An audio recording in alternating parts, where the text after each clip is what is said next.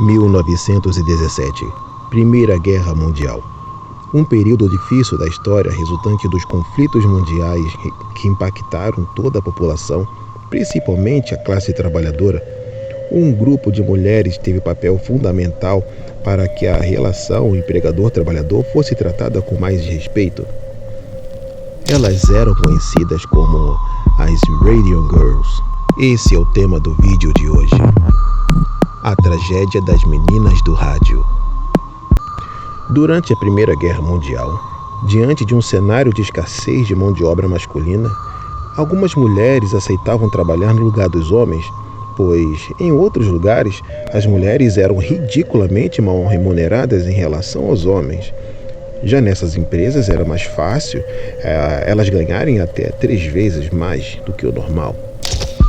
Foi neste período que uma empresa de New Jersey, a Radio Corporation, contratou cerca de 70 meninas para o seu quadro de funcionários. A função era pintar um a um os ponteiros de uma linha de relógio de pulso e parede. O produto usado na pintura era uma tinta de cor branca, mas que emitia uma luz luminescente quando estava no escuro. Essa luminosidade se deve ao elemento rádio contido na tinta recém-criada pelo inventor Sabrin von Sokock, que criou a fórmula em 1913. O rádio é um elemento químico altamente radioativo, que foi descoberto por Pierre-Marie Curie em 1910. Apesar do perigo identificado pelo casal Curie, ainda eram fabricados produtos de uso pessoal sem a menor preocupação com a saúde pública. O rádio era misturado à tinta usada na pintura dos mostradores e ponteiros de relógio. A ideia era que todos pudessem enxergar os ponteiros mesmo sob total escuridão. Até aí tudo bem. O problema é que o rádio é extremamente nocivo à saúde. E basta apenas ficar perto de qualquer fonte de rádio para que os efeitos sejam, no mínimo, devastadores. Os trabalhadores que manuseavam o rádio usavam um EPI especial feito de chumbo para se proteger da radiação.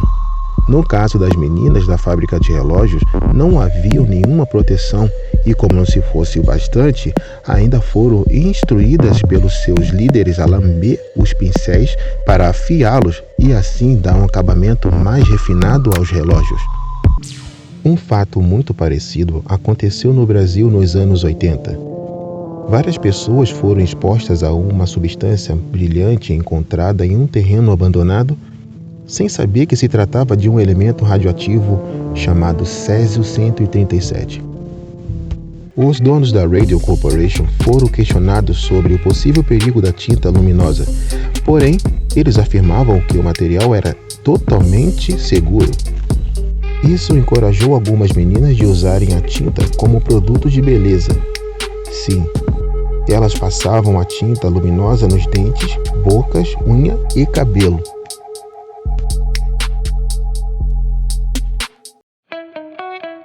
Elas estavam felizes com seu trabalho, faziam parte de algo inovador e, de certa maneira, ganhavam bem. Não demorou muito até este trabalho atrair mais e mais meninas a convite daquelas que já trabalhavam ali. Mais ou menos 300 mulheres foram atraídas para este trabalho nesta época. Depois de alguns anos de exposição constante ao rádio, os problemas logo começaram a aparecer. Uma funcionária, Molly Mad, visitou um dentista afirmando precisar arrancar um dente. Estranhamente, ela precisou arrancar outro dente dias depois e sem explicação. A cirurgia anterior não havia cicatrizado e no lugar de uma cicatriz tinha um buraco enorme envolvido por pus que se estendia até todo o seu maxilar. Uma cirurgia até foi realizada para a remoção dos dentes restantes. A morte de Molly Mad não foi investigada a fundo. Numa última palavra, a sua morte foi dada como um caso grave de sífilis, mas, claro, foi apenas uma informação falsa, apenas para encobrir a verdade e isentar a Radio Corporation de quaisquer responsabilidade. As Radio Girls, como eram conhecidas, passavam muitas horas trabalhando sob exposição ao rádio contido na tinta. Isso ao ponto de brilharem no escuro, isso mostrando o nível alto de infecção que haviam se submetido.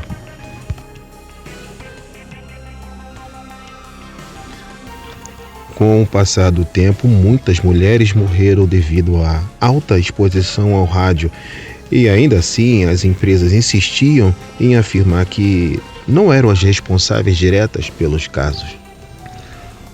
Uma pintora de mostradores de relógios que esteve exposta ao rádio por muito tempo tomou a decisão de processar a empresa que trabalhava.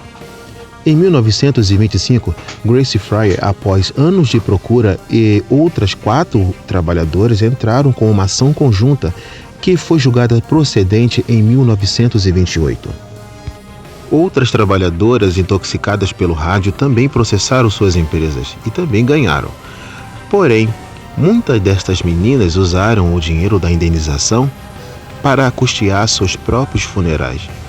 Assim, por exemplo, como Catherine Wolfe, que deu o seu testemunho em seu leito de morte. As Radium Girls que sobreviveram tiveram suas causas procedentes nos Estados Unidos. Todas elas receberam as suas indenizações. As empresas, por sua vez, foram obrigadas a declarar toda a verdade sobre as demais mortes, e pela primeira vez as empresas foram responsabilizadas por tais atos. Neste mesmo período, novas regras regulamentadas referentes ao perigo relacionado ao trabalho foram criadas a fim de evitar que novos casos viessem a acontecer novamente. As Radium Girls talvez serviram a um propósito maior do que lutar por justiça.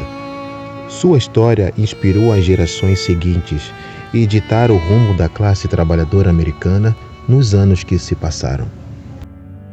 Esta foi a história das Radium Girls, ou as meninas do rádio, como você preferir. A você que nos acompanhou até aqui, o nosso muito obrigado. Se você gostou, deixe o seu like e se chegou agora, não se esqueça de se inscrever e ativar as notificações. Assim você ficará sempre sabendo quando tiver um vídeo novo no canal. Obrigado por tudo, fique com Deus e até o próximo vídeo.